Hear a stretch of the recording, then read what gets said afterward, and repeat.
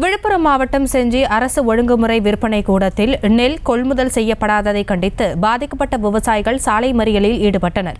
இதுகுறித்த கூடுதல் விவரங்களோடு இணைகிறார் எமது செய்தியாளர் உத்தரவேல். வணக்கம், விவரங்கள். வணக்கம் மேடம்.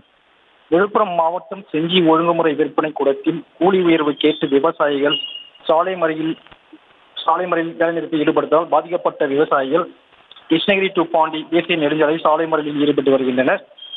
இந்த நிலையில் செஞ்சி ஒழுங்குமுறை விற்பனை கூடத்திற்கு விழுப்புரம் மாவட்டம் மட்டுமல்லாமல் மற்ற மாவட்டங்களுமான செங்கல்பட்டு, திருவண்ணாமலை, கள்ளக்குறிச்சி ஆகிய பகுதிகளிலிருந்து தினமும் 10,000 முதல் 5,000 நெல் மூட்டைகள் வருவது வழக்கம்.